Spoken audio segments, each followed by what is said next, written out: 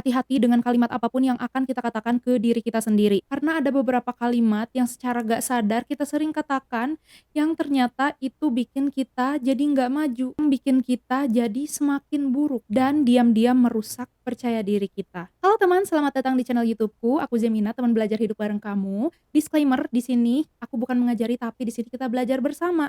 Jadi kalau misalkan ada hal yang aku sampaikan yang kayaknya salah atau kurang tepat, boleh banget langsung aja koreksi di kolom komentar, atau kalau misalkan kamu ada yang ingin disampaikan atau ada tambahan mungkin boleh banget juga untuk langsung aja komen di kolom komentar. Di sini aku mau marahin kamu dan marahin diriku sendiri juga untuk stop ngeremehin diri sendiri. Stop berkata-kata yang tidak baik untuk diri sendiri.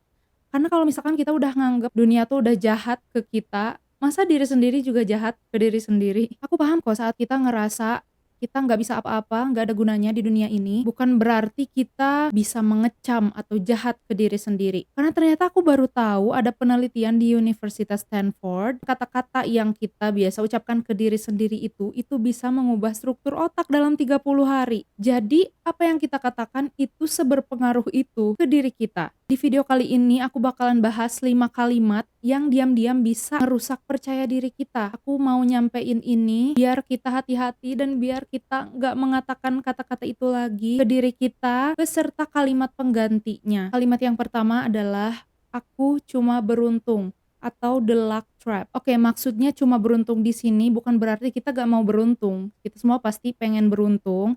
Tapi yang dimaksudkan di sini adalah kita menjual kata beruntung untuk meremehkan usaha kita sendiri. Untuk contoh simpelnya, misalkan kamu dapat nilai A, daripada kamu misalkan ngerasa, oh alhamdulillah nih aku hebat dapat nilai A, tapi malah, ini mah cuma beruntung aja, ini mah karena soalnya gampang aja. Terus misalkan lagi kamu dipromosiin di kantor misalkan, bukannya kamu ngerasa pede karena kerjaan kamu bagus, tapi malah, mungkin mood bosnya lagi baik, aku lagi beruntung aja. Mungkin kalau didengerin sekilas kayak, emangnya apa yang salah ngerasa cuman beruntung? Sebenarnya poinnya adalah kita meremehkan diri atau meremehkan usaha diri sendiri. Kita coba sedikit perbaiki kalimat yang akan kita ucapkan setelah kita dapetin pencapaian. Misalkan tadi kita dapetin nilai A. Kita ubah kalimatnya jadi, alhamdulillah aku beruntung karena memang sebelumnya aku juga sudah belajar. Terus kalau misalkan yang dipromosiin di kantor itu, kita ganti juga kalimatnya, misalkan alhamdulillah selain bosnya juga lagi baik, tapi aku juga sebelumnya sudah melakukan yang terbaik, kerjaanku juga aku sudah merasa maksimal dan bagus. Manfaat penting dari perbaikan kalimat ini tuh bikin kita jadi enggak ngeremehin diri sendiri lagi. Kita menghargai usaha yang telah kita lakukan. Oke, sudah bagus kita bersyukur karena dapat keberuntungan dari faktor luar misalkan, tapi kita juga harus lihat faktor dari dalam atau usaha-usaha yang kita sudah lakukan, kita juga harus menghargai.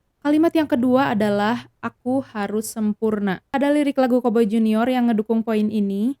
Tak perlu tunggu hebat untuk berani memulai apa yang kau impikan.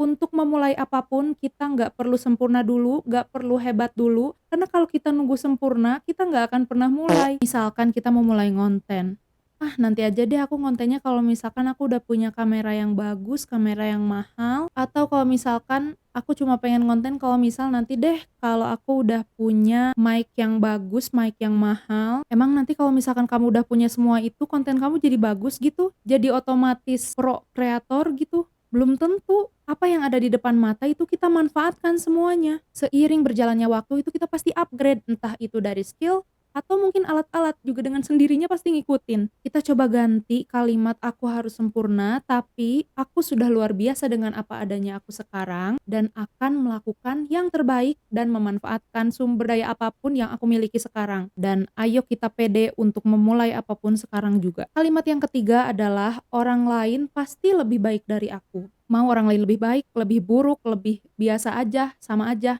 Gak ada hubungannya sama kita. Gak ada hubungannya sama proses perkembangan kita. Kita, setiap manusia, bahkan yang asalnya dari rahim yang sama pun, misal sama saudara sendiri, itu jalan kita gak akan sama. Jalan yang kita lalui itu pasti beda. Jadi menurutku ini adalah salah satu perlakuan yang cukup gak adil untuk diri kita sendiri, untuk membandingkan diri ini dengan orang lain. Jujur sebenarnya ini aku tuh kayak menampar diri sendiri karena jauh di dalam lubuk hatiku yang terdalam, aku masih suka juga buat ngebanding-bandingin diri sama orang lain.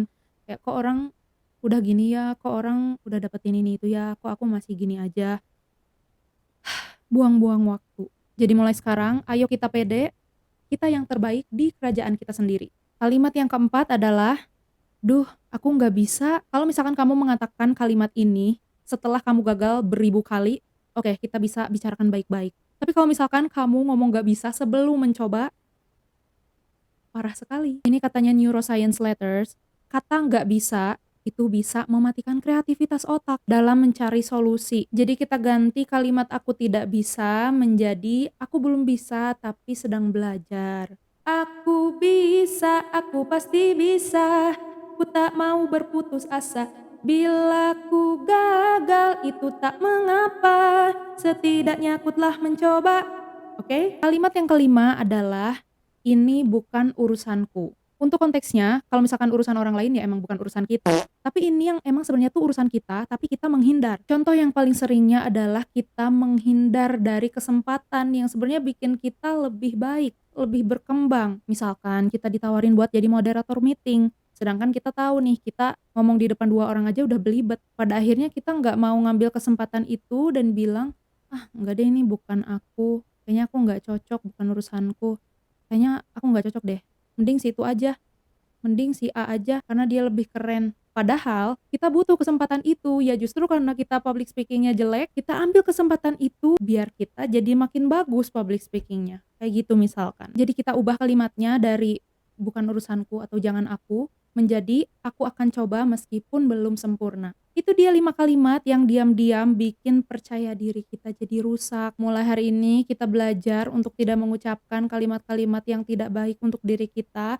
Kalau misalkan kamu ada tambahan kalimat lain, atau kalau misalkan ada yang aku sampaikan kayaknya ada yang perlu dikoreksi, boleh banget langsung saja komen di bawah ya. Untuk kamu yang sudah nonton video ini sampai dengan detik ini, terima kasih banyak. Aku berharap kamu bisa dapetin hal yang bernilai dari video ini. Sampai jumpa di video selanjutnya. Wassalamualaikum warahmatullahi wabarakatuh.